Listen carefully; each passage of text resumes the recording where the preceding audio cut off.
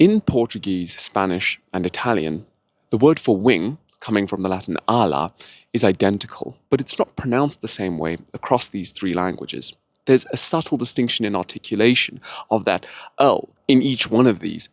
And in today's video, we want to look at the history of this L, the lateral alveolar approximant, and the dynamics that distinguish Spanish, Portuguese, and Italian articulations of it.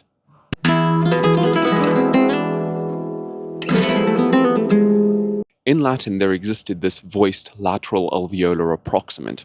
And let's break down each of those terms so we know what we're talking about here. Voiced naturally means that you vibrate your vocal cords when saying it. Lateral means that the air flows around the sides of the tongue. Latus in Latin means side. Alveolar refers to the place of articulation. The tip of the tongue touches your alveolar ridge, that ridge right behind your teeth. And approximate means that while the tongue does touch the alveolar ridge, this articulation doesn't completely restrict airflow in the mouth, compared to something like t or d. It also distinguishes it from a fricative like s, which creates this kind of hissing sound by redirecting the flow through the tongue towards the front of the mouth. And this Latin voiced alveolar approximant appears across the language in words like filius, milites, lacrimosa. If we look at how the lateral alveolar approximant developed in Spanish, wherever it was followed by a yod, that is a I or E sound, it tended to palatalize. And this is why we move from the Latin filius into the Old Spanish hijo, or the Latin meliore into the Old Spanish melior. Over time, both of these would be further velarized, and that's why we have modern Spanish hijo and mejor, respectively, for these words. It goes without saying, of course, that cultismos, reintroduced classicized words, avoid this pattern. For example, though the Latin concilium or concilium gives us the inherited form concejo, we can also in modern Spanish say concilio. When preceded by a consonant, however, the lateral alveolar approximant tended to simplify and become y. This is why Latin pluvia or pluvia gives us modern Spanish lluvia. However, in those instances where this lateral alveolar approximant in Latin is not followed by a yod or does not form part of a consonant cluster, the tendency is for it to be conserved. That's why in Spanish the Latin word luna is still luna. Malu is malo, filu, ilo. And that's remained the case into modern Spanish. Let's quickly look at the history of this sound in Portuguese. Broadly speaking, the transition from Latin to Galician Portuguese is more or less the same as what we see in Old Spanish. Latin systematically palatalized the l when it was followed by a yod. And so from Latin allium, we get Portuguese alliu. Compare that with Spanish ajo. Latin filium is Portuguese filho, as opposed to hijo. Melhor versus mejor, mulher versus mujer, and palha versus paja. Interestingly enough, Portuguese did actually go the way of total elision when we find this lateral alveolar approximant in intervocalic contexts, and especially preceded by a yod in these instances. So this is why the Latin salire, to go out, to leave, is Portuguese sair. Dolorem has become dor, and malum has become mau. This seems to be a change that actually post-dates the period of Galician Portuguese, but it does serve us nonetheless to bring us up to date with modern Portuguese here. Like Spanish, consonant clusters that featured the lateral alveolar approximant were also simplified. And they were simplified systematically into the affricate ch, which has become in modern Portuguese sh. So Latin plorare in the Middle Ages was chorar and is now chorar. The same has happened with the transition from clamare to chamar to chamar. Flama, chama, chama, so on and so forth. However, like in Spanish, there are instances in Galician Portuguese and modern Portuguese where the Latin lateral alveolar approximant was conserved. And this typically was the case where it appeared in geminate form in Latin. If we look at the Latin word villa or villa, it's become Portuguese vila. Caballum, meaning a workhorse or a pack horse, has become cavalo. Bellum, bellu. Gallum, gallu, etc., etc. Another instance of conservation is where the plain singular Latin lu is not followed by a yod at all, and this often occurs in word initial position. The Latin luna is still lua in Portuguese. Lucem or lucem is luge. Lavare, lavar. So that's our overview of the Ibero-Romance languages. Let's look at Italian to complete the picture here. I'm going to cheat and not look at medieval forms of Italian. There are reasons why, and if you want to go a bit deeper into it, you may want to look at our video on attempts to reconstruct medieval Sicilian pronunciation. If we compare Latin to modern Italian, we see similar patterns to what we saw in the Ibero-Romance languages. Consonant cluster simplification. So Latin words like plenum would become pieno in Italian, clamare, chiamare, clavem, chiave, and flammam, fiamma. We also see instances of palatalization where the lateral alveolar approximant in Latin is followed by a yod.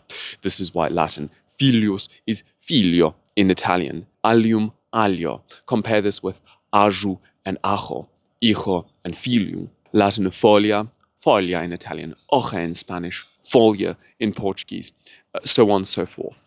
The singular plain Latin ul is conserved in Italian as it is in Spanish and Portuguese.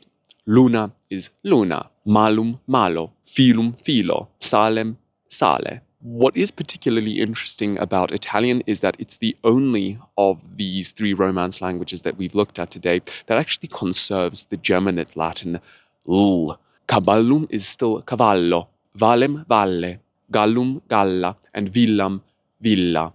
Now, all of this historical context is set up so that we can make a direct comparison between the words in all three of these Romance languages that conserve the singular lateral alveolar approximant. Because in listening to them, I noticed something that isn't usually recorded in IPA transcriptions, except for perhaps the most narrow of narrowest transcriptions. And in order to make this comparison fair, we're not going to look at the Italian geminate pronunciation, which, interestingly enough, is actually symbolized like this in IPA to indicate length.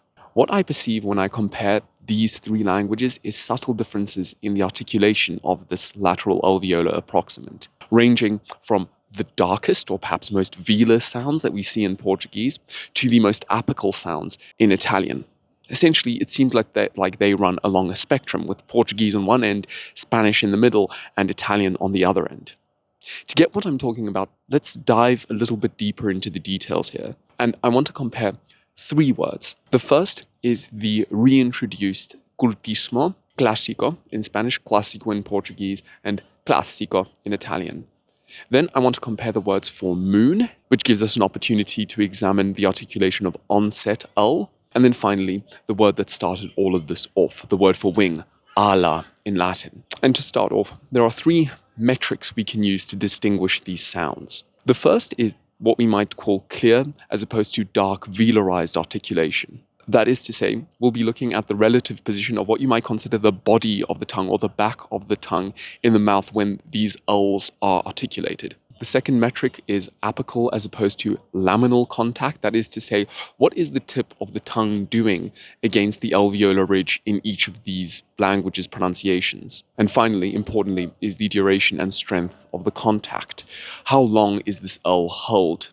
And here are some general principles that we can apply immediately to European Portuguese. European Portuguese ul is substantially darker and more velarized than its Spanish and Italian counterparts. There is some research that took MRI scans of Portuguese speakers' tongue positions when pronouncing the lateral alveolar approximant, and though I recognize that there might be some limitations to this kind of diagnostic, the conclusions that the researchers reached were the following. There is considerable raising and retraction of the posterior tongue, and narrowing in the velar and pharyngeal regions. Now, we'll make that all concrete in a moment, but this applies to all word positions in European Portuguese. And I might, of course, apply an important disclaimer here. I'm going to talk about European Portuguese for the sake of this comparison, to keep things simple, but also because it's the kind of Portuguese I'm slightly more familiar with. Having said that, I would really love to hear how Brazilian Portuguese speakers might articulate these words that I'm about to use for examples. Let's look at the Portuguese word for moon, lua. If you pronounce that word or you find a clip of a Portuguese speaker saying this word, you'll notice that the back of the tongue is being held relatively high and the tongue contact on the alveolar ridge is more laminal. What I mean by this is that this L is not being articulated simply with the tip of the tongue, but almost with more space of the tongue being held on the alveolar ridge. Notice in English the distinction between that L sound in words like lemon and pull. The Portuguese approximates more that pull L. We see the same thing in the other comparative words I want to use. Clásico in Portuguese and ala in Portuguese.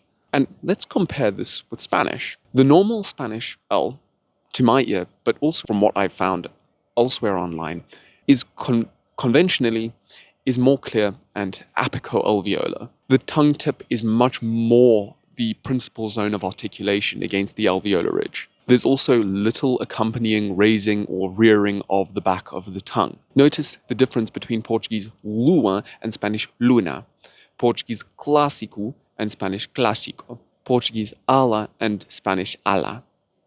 Now, it goes without saying that there are at least two qualifications I want to add in here. The first is that vowel qualities surrounding these L sounds does affect how they're pronounced. So a difference in vowel quality between Portuguese and Spanish will necessarily have an effect on the pronunciation of the lateral alveolar approximant.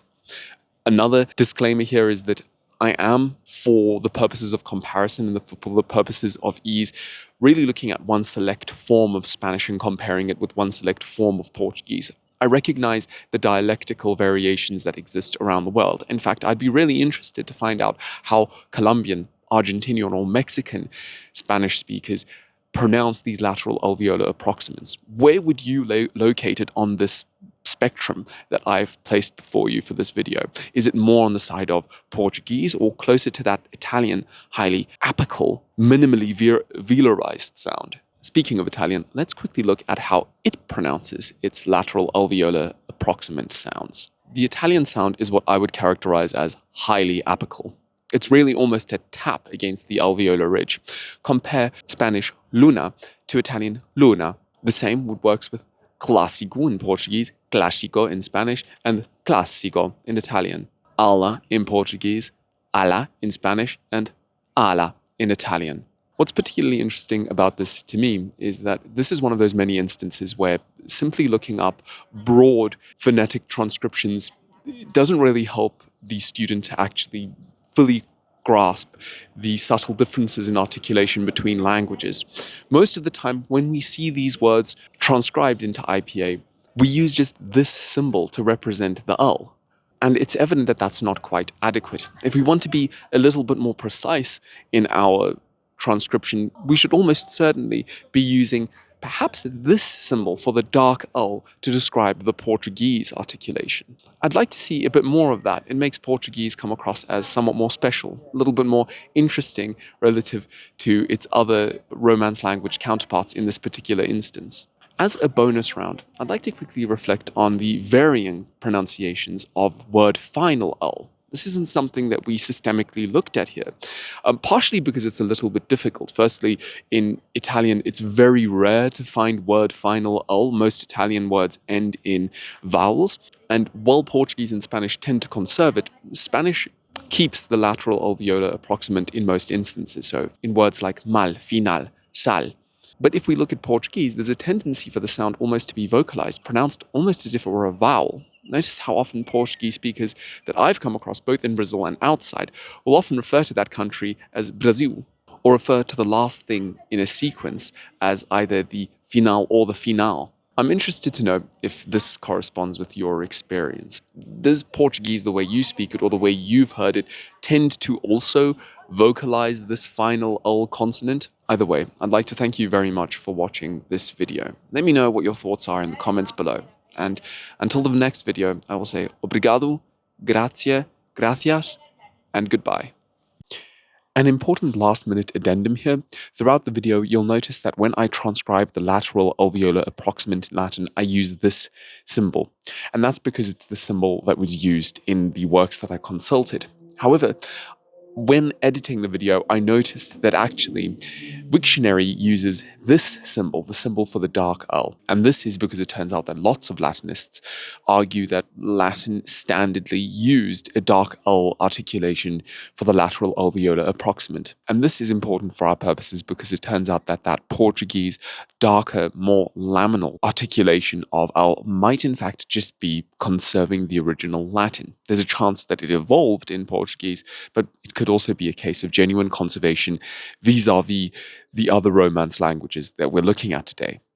So I thought I'd leave that as an important disclaimer before you finish the video.